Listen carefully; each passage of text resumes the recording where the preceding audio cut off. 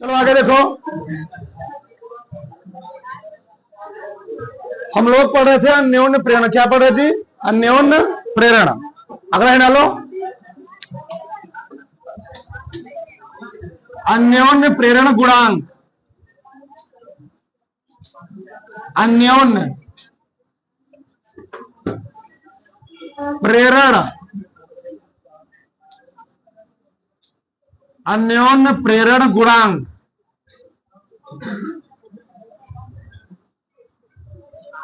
Coefficient of mutual induction, coefficient of mutual induction, अन्योन्य प्रेरण गुणांक। देखो ध्यान से,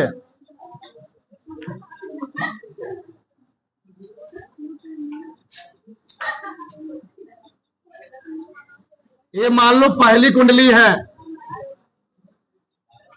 ठीक। पहली कुंडली में क्या लगाया गया? बैटरी। क्या लगाया गया? बैटरी।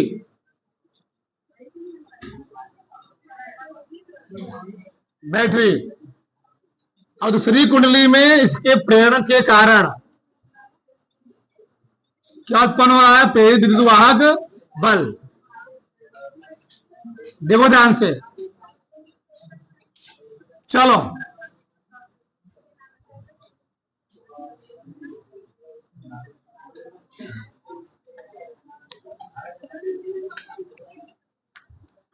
ये है बैटरी, ये है कुंजी, ये है विक्षेपक, ठीक। समझो अन्योन्य प्रेरण क्या होता है, इसके लिए बात कर चुका, ठीक ना। ये है बैटरी, बैटरी को कुंजी को ऑन किया गया। जब कुंजी को ऑन किया जाता है तो क्या होता है? बैटरी धारा मान लो फ्लो करने लगी। इससे क्या निकालेंगे? चुंबकीय बल रेखाएं। क्या निकालेंगे जी? चुंबकीय बल रेखाएं। और चुंबकीय बल रेखा किधर जाएंगी? दूसरी कुंडली की ओर। और इस जिस कुंडली से हम लोग धारा प्रवाहित करते हैं उसको हम लोग कहते हैं प्राथमिक कुंडली। ये कौन सी कुंडली है? ये है प्राथमिक कुंडली। यानी ऐसे समझ लो, जिस कुंडली में, जिस परिपथ में कुंडली में बैटरी जुड़ा होता है उसको हम लोग क्या बोलते हैं? प्राथमिक कुंडली। ये है प्राथमिक कुंडली। लेकिन जिस कुंडली में प्रेरण के कारण ईएमएफ जनरेट होता है उसको हम लोग क्या कहते हैं? उसको हम लोग कहते हैं द्वितीयक कुंडली। क्या बोलते हैं? द्वितीयक कुंडली। ये सब जान गए होंगे, ठीक। ये है द्वितीयक कुंडली। इसको मैंने मान लिया कुंडली एक है। कुंडली कौन सी है? दो है। इधर देखो अब, तो द्वितीय कुंडली में प्राथमिक कुंडली के कारण ही फ्लक्स में परिवर्तन हो रहा था। मान लो प्राथमिक कुंडली में मैंने बैटरी से कितना धारा प्रवाहित किया? I1। कितना दिया? I1।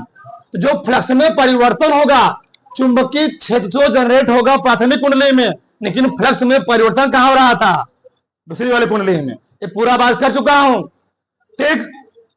चुंबकीय क्षेत्र उत्पन्न हो रहा था प्राइमरी वाइंडिंग में, और प्राइमरी वाइंडिंग के प्रेरण के कारण ही इसमें जी सेकेंडरी वाइंडिंग में क्या हो रहा था? ईएमएफ जनरेट हो रहा था। क्या जनरेट हो रहा था? ईएमएफ। तो मैं लिख रहा हूं अब, देखो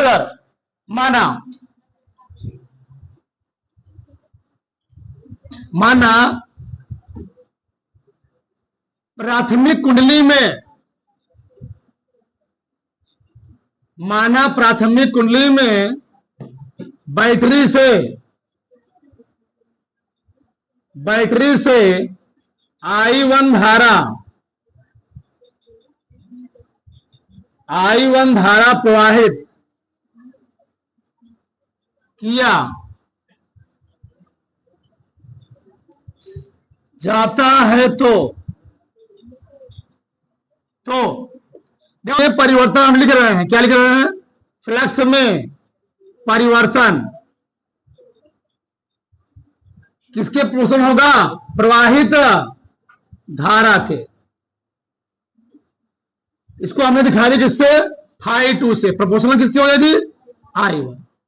प्राथमिक कुंडली में जितना क्या करोगे, धारा प्रवाहित करोगे, द्वितीय कुंडली में क्या होगा? फ्लक्स में परिवर्तन उतना ही ज्यादा होगा। तो मान लो, माना प्राथमिक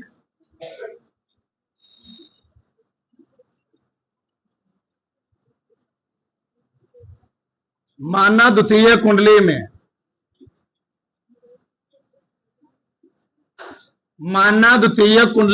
में, फेरों की संख्या कितनी है? फेरों की संख्या कितना है? N2। इसको पीछे मैं करवाया हूं, देखो पूरा सेम करवाया हूं स्वप्रेरकत्व में। तो हो जाएगा N2 φ2। प्रोपोर्शनल किससे हो गया? I1। इसको हटाने के लिए क्या लगाएंगे? एक कांस्टेंट। तो क्या आएगा? M21।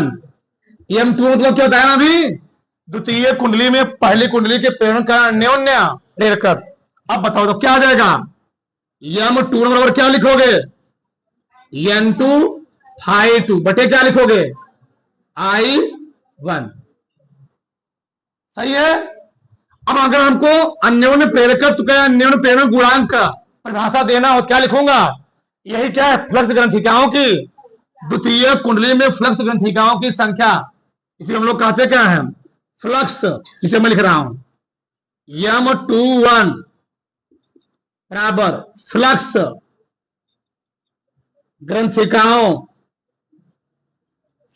ग्रंथिकाओं की संख्या। सही है।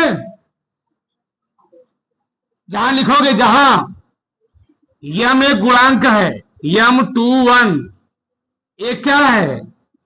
एक गुणांक है, एक नियतांक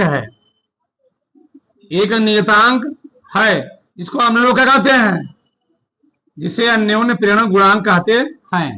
जिसे अन्योन्य प्रेरण गुणांक कहते हैं। ये नीचे लिख लेना बगल में। ठीक। अब बताओ तो M2 बराबर क्या हो जाएगा? M2 बराबर फ्लक्स ग्रंथिकाओं की संख्या बटे क्या लिखूंगा? I1। अगर I1 हो जाए एक, या एक क्या या एक एम्पियर हो जाए, मान लो अगर I1 का मान, इसी नीचे मैं लिख रहा हूं, यदि I1 का मान एक हो जाए, एक एम्पियर, एक ऐसे में 100 प्रकृति में लिखवाया हूं सेम एक एम्पियर। बताओ तो M21 किसके बराबर हो जाएगा जी? N2 φ2। सही है ना? यानी यहां परिभाषा क्या निकलेगा? जो अन्योन्य प्रेरण गुणांक होता है, किसी कुंडली का अन्योन्य प्रेरण गुणांक, ठीक, फ्लक्स ग्रंथिकाओं की संख्या के बराबर होता है यदि प्राथमिक कुंडली में धारा कितनी बढ़ रही हो? 1 एम्पियर। ठीक। यदि प्राथमिक कुंडली में एकांक धारा प्रवाहित हो रही हो, ऐसे बोल सकते हो, यदि प्राथमिक कुंडली में एकांक धारा प्रवाहित हो रही हो या 1 एम्पियर धारा प्रवाहित हो रही हो, तो द्वितीय कुंडली में फ्लक्स ग्रंथिकाओं की संख्या अन्योन्य प्रेरण गुणांक क्या होती है? बराबर होती है। इसका मतलब समझ रहे हो ना? अगर द्वितीय कुंडली में फेरो संख्या बढ़ाएंगे तो ऑटोमेटिक क्या होगा? अन्योन्य प्रेरण क्या होगा? बढ़ेगा। या फ्लक्स में परिवर्तन होगा तब भी क्या होगा? अन्योन्य प्रेरण बढ़ेगा। बात समझ में आई? अच्छा, यहां से एक सूत्र निकला, मैं यहां लिख कर बताऊं जी। मान लो अगर हमको काम देगा तो मैं क्या लिखूंगा? ठीक, क्वेश्चन लिख लेना। M21 गुणे I1 बराबर क्या लिख सकता हूं? N2 5। इसका आगे यूज होगा। ठीक, उतरो बना के पहले चित्र के साथ उतार लो, नीचे लिखो। इससे निष्कर्ष निकलता है कि इससे निष्कर्ष निकलता है कि, लिख दे रहा हूं मैं, लिखो से नीचे। इससे निष्कर्ष निकलता है कि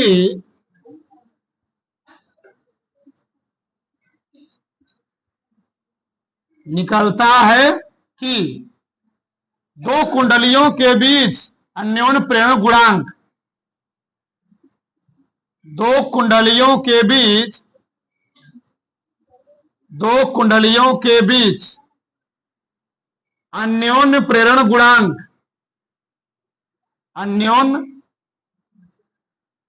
दो कुंडलियों के बीच अन्योन्य प्रेरण गुणांक द्वितीय कुंडली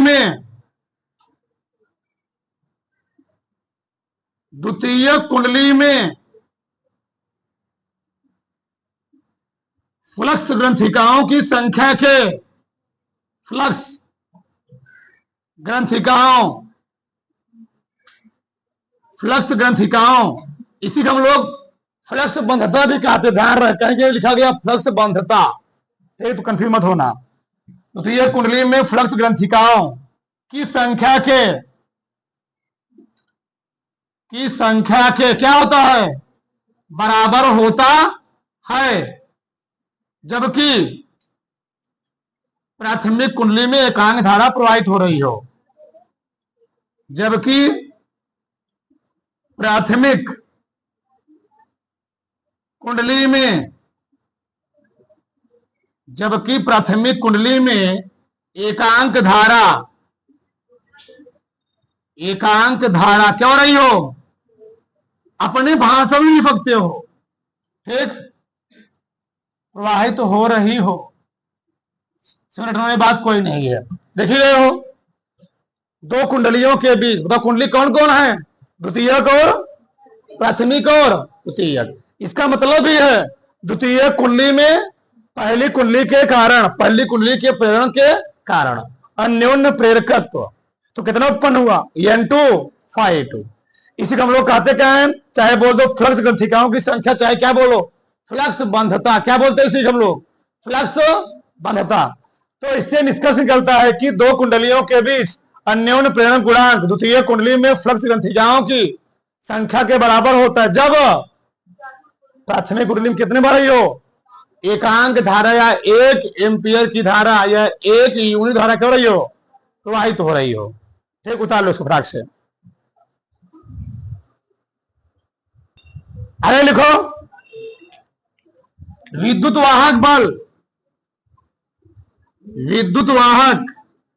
बल तथा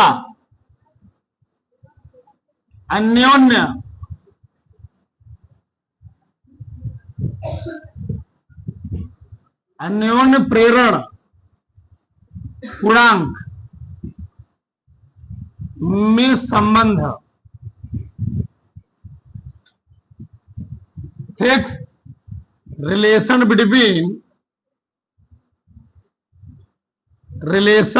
between EMF and coefficient of mutual induction। देखो यार, ये बताओ हम लोग धारा किसमें प्रवाहित कर रहे हैं, प्राथमिक कुंडली में, और फ्लक्स में परिवर्तन कहां जनरेट हो रहा है, द्वितीय कुंडली में। अगर हमने बैटरी लगाया होता द्वितीय कुंडली में, बताओ, इसमें लगाया होता, इधर लगाया होता, बताओ, तो फ्लक्स में परिवर्तन इधर होता। तो जिसमें हमने बैटरी जोड़ा है उसको हम लोग क्या बोलते हैं, प्राथमिक कुंडली, और इसमें फ्लक्स में परिवर्तन हो उसको हम लोग क्या बोलेंगे, द्वितीय कुंडली। तो यार देखो, मतलब थोड़ा मैं लिख रहा हूं, अभी लिखना मत, क्या लिखूंगा, यदि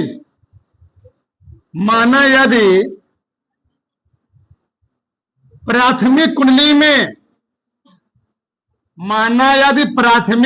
में I1 धारा प्रवाहित करने से, I1 एम्पियर की धारा प्रवाहित करने से द्वितीयक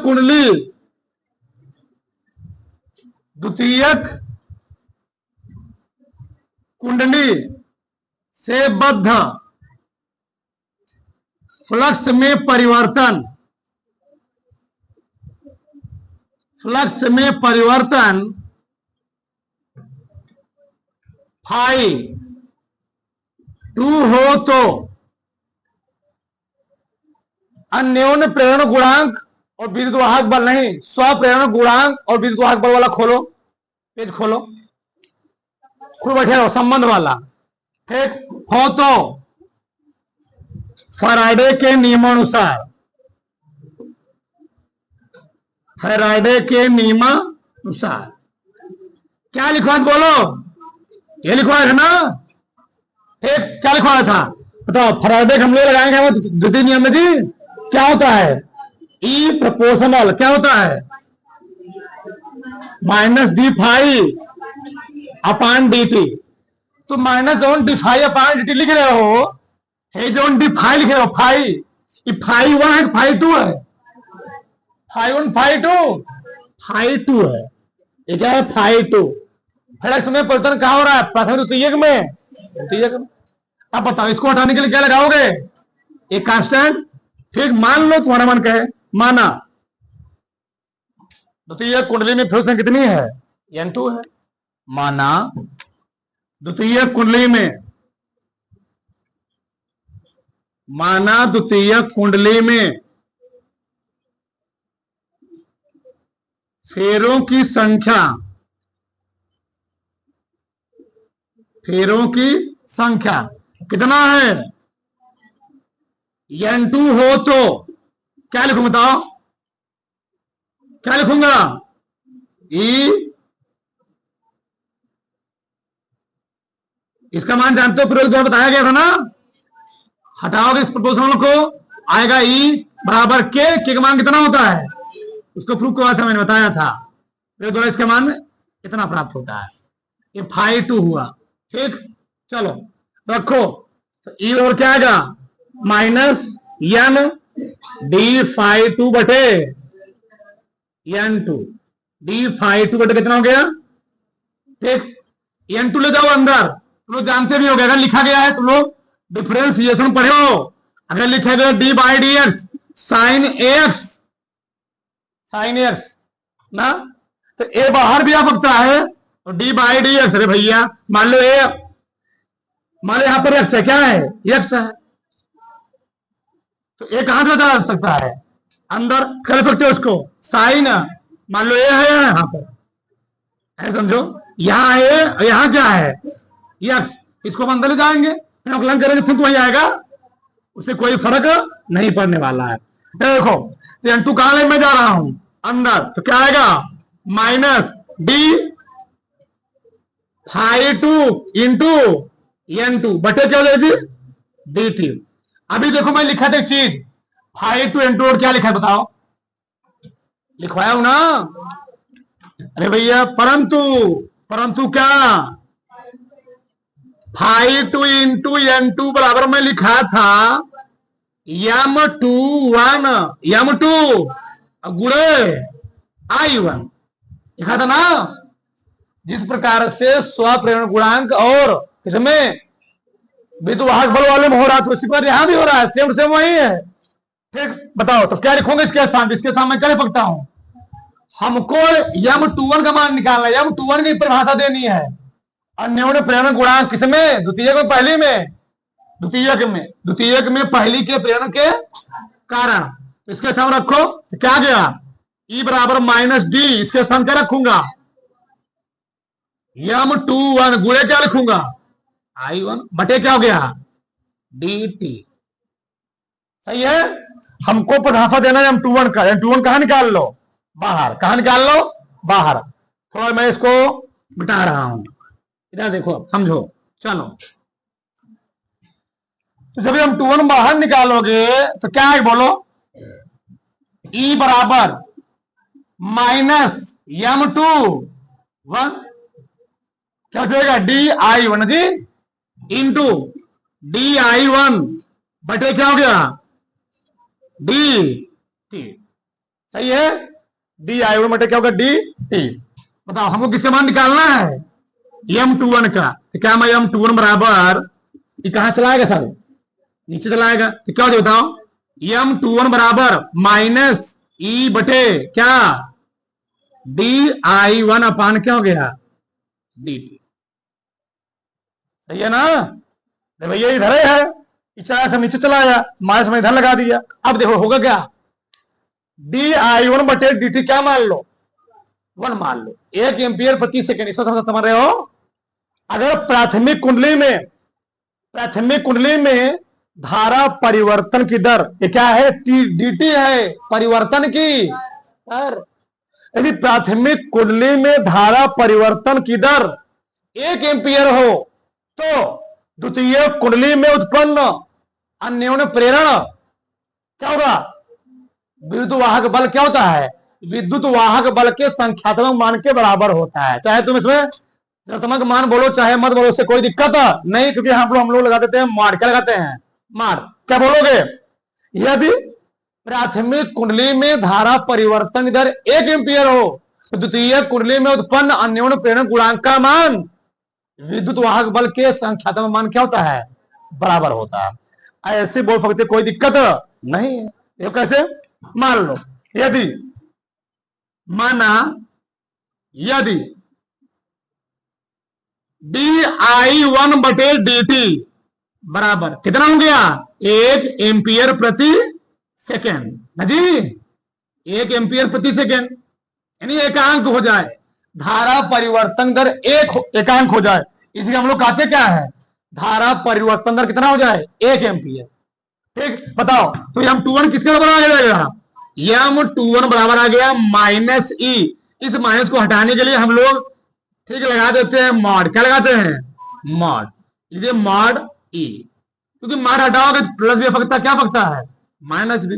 बताओ यहां से परिभाषा क्या निकला, क्या लिखोगे, ठीक, दो कुंडलियों के बीच, इससे निष्कर्ष निकलता है कि दो कुंडलियों के बीच अन्योन्य प्रेरण गुणांक का मान विद्युत वाहक बल के संख्यात्मक मान के बराबर होता है यदि प्राथमिक कुंडली में धारा परिवर्तन दर कितनी हो, एकांक। जगह नहीं है मैं लिखता नहीं तो ठीक, क्या लिखो बोलो हमारे साथ, इससे निष्कर्ष निकलता है कि द्वितीय कुंडली में उत्पन्न अन्योन्य प्रेरण गुणांक का मान वैसे बोल दो, ठीक, विद्युत वाहक बल के संख्यात्मक मान के बराबर होता है यदि प्राथमिक कुंडली में धारा परिवर्तन दर कितनी हो। अपने मन से बोलना, रटने वाले कोई चीज में है ही नहीं। अब तो रट्टा मारो तो दिक्कत क्या है, रट्टा मारते रहो, रात भर याद करते रहो, आज भलो सब कल सफा चट, रट्टा मारोगे आज पढ़ोगे कल सफा चट, इसलिए उस चीज को समझा जाता है, बस कैसे बोलना है। और परिभाषा को बहुत कम ही रटना आता है, एक बार लिख दिए दोबारा, एक बार समझ लिए लिख दिए उसको समझ करके याद हो गया, उसमें रटना है ही नहीं। अब तुम रटने लगोगे कि क्या है हाउ हाउ, रटो इसमें तो रात दिन क्या बोलोगे। इससे निष्कर्ष निकलता है कि द्वितीय कुंडली में उत्पन्न अन्योन्य प्रेरकत्व विद्युत वाहक बल के संख्यात्मक मान के बराबर होता है यदि प्राथमिक कुंडली में धारा परिवर्तन दर कितनी हो। उतार लो फटाक से, चलो आगे देखो, हमने पहला प्रश्न लिखा हुआ है, देखो यार, 5 हेनरी के प्रेरक में, यानी प्रेरक में क्या होता है कुंडली में, 5 हेनरी के प्रेरक में 0.1 सेकंड में धारा कितने बदल गई, धारा 12 एम्पियर से बदल कितना हो गई जी 7 एम्पियर हो जाती है। तो प्रेरक में कितना विद्युत वाहक बल उत्पन्न होगा, तो ध्यान से समझो। अगर डायरेक्ट ही परिपथ में बैटरी लगा करके कोई अलग बल्ब लगा दोगे तो जैसे ही बैटरी को ऑन करोगे, यानी बैटरी कुंजी को ऑन करोगे तुरंत ही बल्ब जलेगा। बताया था मैंने स्टार्टिंग में, नहीं समझे। मान लो कोई परिपथ है, परिपथ में मैंने कोई कुंडली यानी प्रेरक नहीं लगाया और बैटरी को क्या किया गया, मतलब कुंजी को ऑन किया गया, बैटरी क्या निकली करंट और बल्ब तुरंत क्या हो गया, तुरंत जलेगा, तुरंत, एक टाइम नहीं लगेगा, थोड़ा बहुत मानो टाइम लगा। लेकिन अगर उसी परिपथ में तुमने क्या लगा दिया, बल्ब से पहले क्या लगा दिया, बल्ब से थोड़ा पहले सीरीज में क्या लगा दिया जी कुंडली लगा दिया, तो अब जो करंट आएगा ना, पहले जो हो रहा था बल्ब तुरंत जल जा रहा था, अब भी बल्ब जलेगा लेकिन तुरंत नहीं जलेगा। ठीक, वहां पर थोड़ा टाइम लगेगा, थोड़ा टाइम लगेगा। क्यों? वो करंट किसमें से गुजर रही होगी? पहले कुंडली में से, तो कुंडली में फ्लक्स में परिवर्तन होगा तब जाके बल्ब, और बल्ब एक एक भी नहीं जलेगा। जैसे उसमें क्या था, बल्ब एक एक जल रहा था, इसमें क्या होगा, बल्ब आराम आराम से उसका मतलब जो प्रकाश होगा, लाइट होगा, पहले थोड़ा, फिर क्या, उससे ज्यादा, फिर क्या, क्यों जानते हो? फ्लक्स में परिवर्तन धीरे धीरे क्या हो रहा है, बढ़ रहा है, और फ्लक्स में परिवर्तन धीरे धीरे बढ़ रहा है, तो ईएमएफ भी क्या हो रहा है, धीरे धीरे बढ़ रहा है। ये होता है। ठीक, देखो यहां से, तो जो दिए गए लिख लो। अब देखो, कोई भी सवाल लगाने से पहले हमेशा देखो, अगर तुमको ना दिया कुछ, हमेशा मानो कि क्या दिया गया है, स्वप्रेरण गुणांक। क्या दे दी? यह स्वप्रेरकत्व। तो क्या दिया गया है? स्वप्रेरकत्व। बताओ, स्वप्रेरकत्व तुम्हें कितना दिया गया है? यही तो हेनरी है, प्रेरकत्व। स्वप्रेरकत्व दिखाते किससे हो? यल से। कितना दिया है? 5 हेनरी। धारा किससे बदल रही है? 0.1 एम्पियर से 12 सेकंड से, बता कितना होगा ये? अच्छा, हमको निकालना है विद्युत वाहक बल। तो विद्युत वाहक बल लगाने के क्या लगाएंगे? फैराडे का दूसरा नियम ना, ई बराबर क्या होता है, हमको गुणांक में लगाओगे माइनस एल, क्या लिखोगे? डी फाई अपान डी, माइनस लगाओगे ना, इससे कोई दिक्कत नहीं है। बताओ, एल का मान दिया, कितना दिया है? 5। धारा बताओ कैसे बदल रही थी? बाद में धारा कितनी हुई है? हमेशा बाद में से पहला घटाते हैं, तो 7 माइनस क्या लिखोगे? 12। टाइम कितना, कितने सेकंड में? ये है। अरे भैया, अगर तुमसे कह दिया जाए त्वरण किसे कहते? त्वरण, त्वरण किसे कहते हो? वेग परिवर्तन की दर v2 माइनस v1 बटे क्या लिखते हो? t2 minus t1। इसी का हम लोग कहते हैं डेल बी अपान डेल आ। ये होता है